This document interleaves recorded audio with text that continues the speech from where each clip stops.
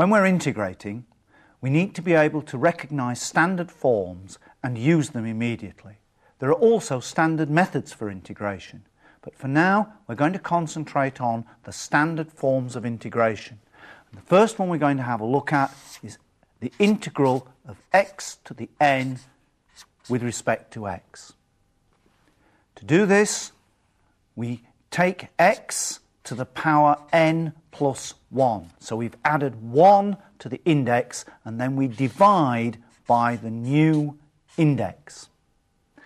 We must remember to add on a constant of integration, c.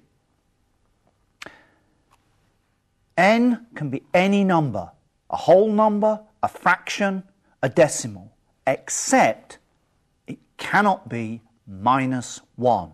If it were minus 1, we'd have minus 1 plus 1 would be 0, and we're not allowed to divide by 0. So in this particular case, n does not equal minus 1. An extension to this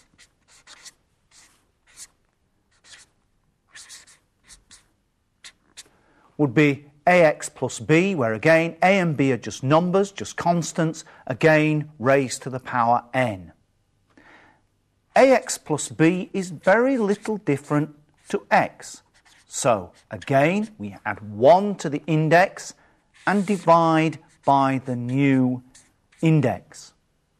But now, because we're multiplying our variable x by a, we've got to divide by it, because in essence we are reversing the process of differentiation.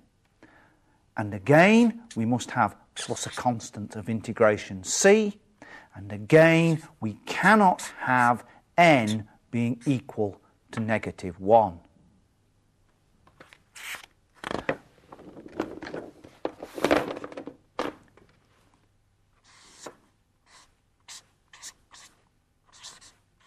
Next standard form is the integral of 1 over x. We saw this when we did differentiation, because we saw that the derivative of the log of x was 1 over x. So if we reverse that process, the integral of 1 over x must be the log of x. And we must include the constant of integration c.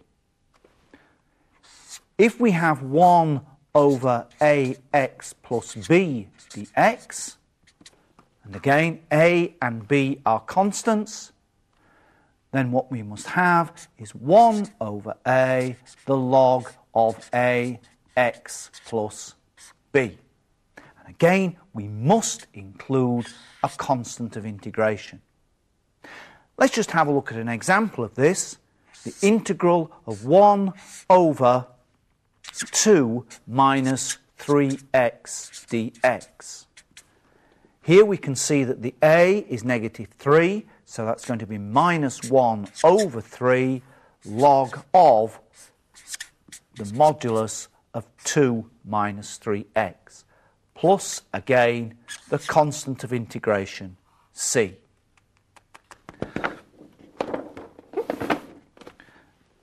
Next standard form, the integral of e to the x with respect to x. We know that e to the x is its own derivative, so when we integrate it, we must get exactly the same form, e to the x again. What if we've got e to the mx dx? Again, thinking as integration as reversing differentiation, we need 1 over m, e to the mx, because if we were to differentiate e to the mx, we'd get m e to the mx, and we'd want the m's to cancel out. And again, plus c. Let's just have a look at an example of that. The integral of e to the 4x dx. And that will be 1/4 e to the 4x plus a constant of integration, c. We'll move on now and look at the trig functions and look at the standard integrals associated with those. So, the integral of cos x dx. The derivative of sine x is cos x. So if we reverse that, the integral of cos must be sine x. Again, plus a constant of integration. If we integrate cos nx dx, well, we know what happens when we differentiate sine nx. We get n sine nx. So when we do the integration, we're going to have the sine nx, but we've got to have 1 over n sine nx. And again, plus the constant of integration, c. What about doing sine, the integral of sine x? Again, we know that the derivative of cos is minus sine. So if we integrate sine, reversing the differentiation, it's got to be minus cos x plus c.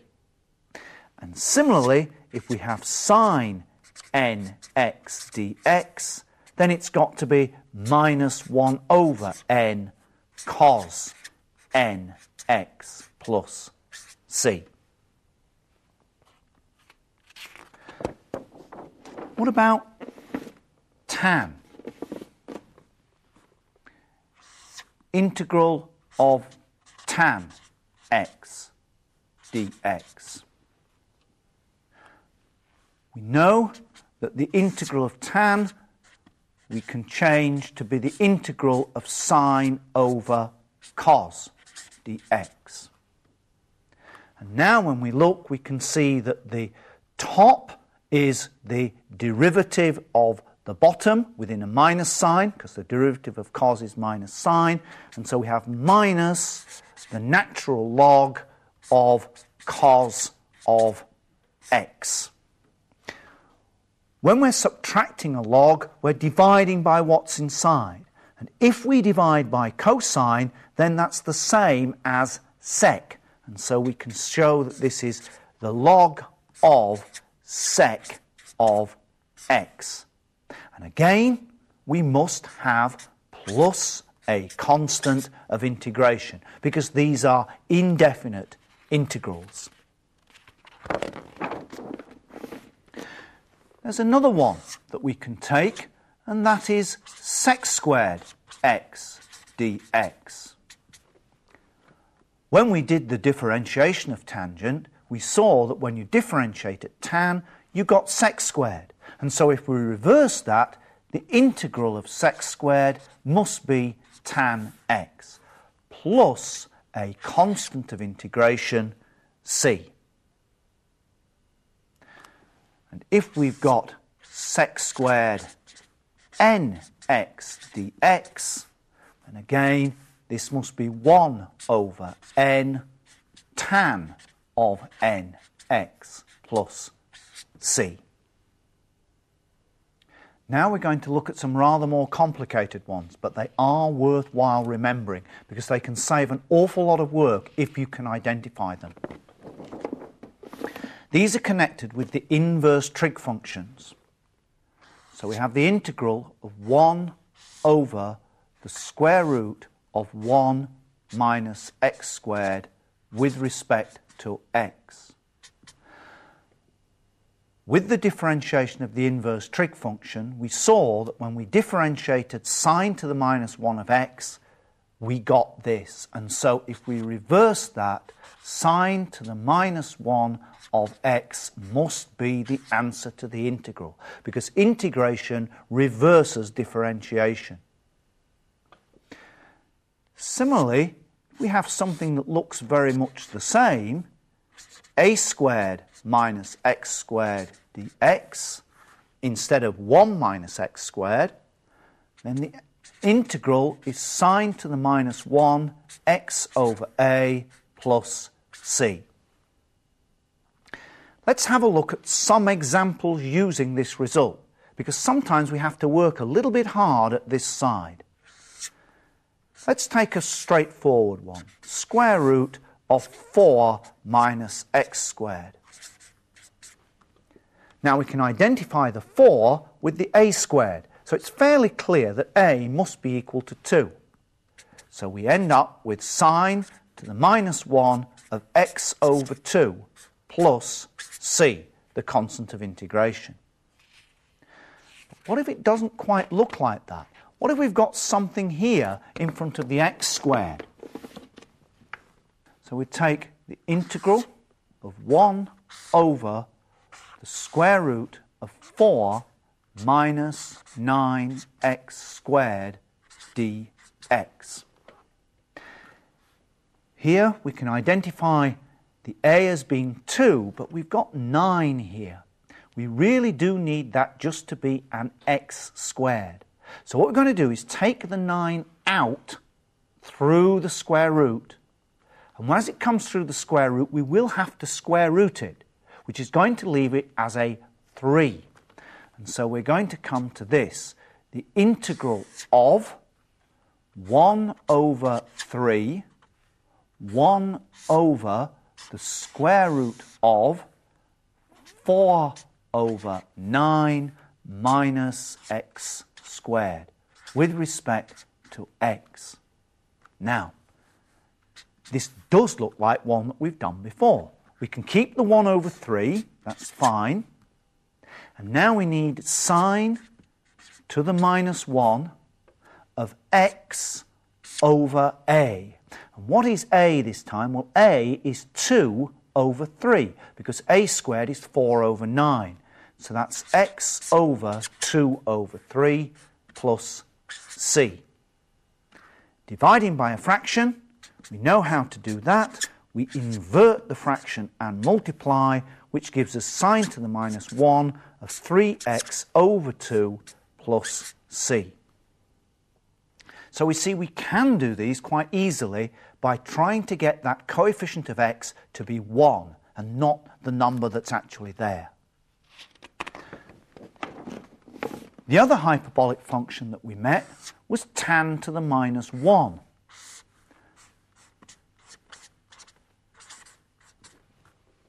And the derivative of tan to the minus 1 was this function, 1 over 1 plus x squared.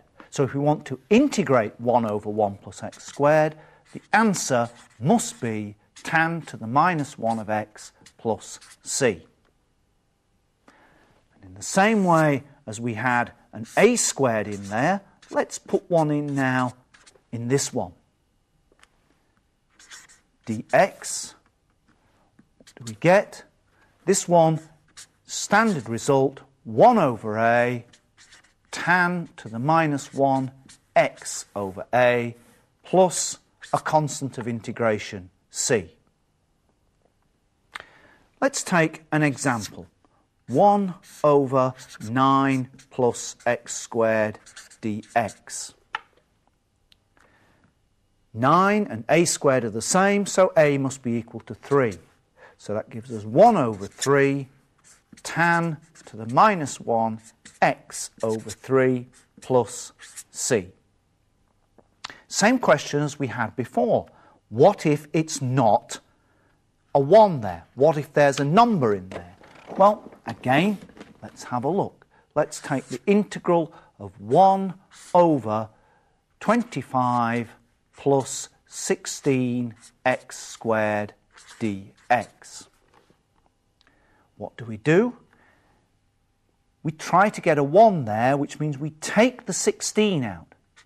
So we'll have 1 over 16 integral of 1 over 25 over 16 plus x squared dx. The 1 over 16 can stay as it is. This is now a squared, so a must be 5 over 4.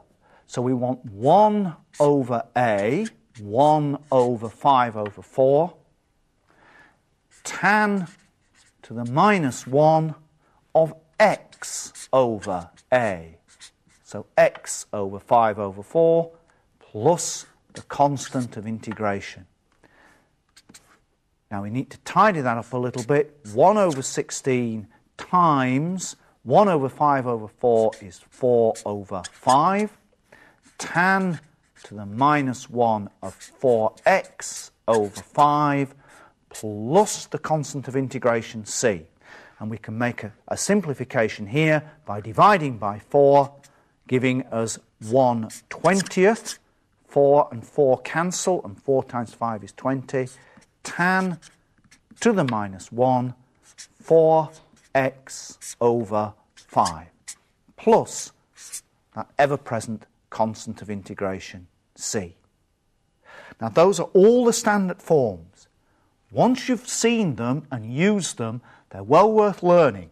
Learning because you can recognise them and you can use them straight away, and you don't have to worry about how to do certain forms of integration, because they're just there. They're just part of what you do all the time. But learning them is very important.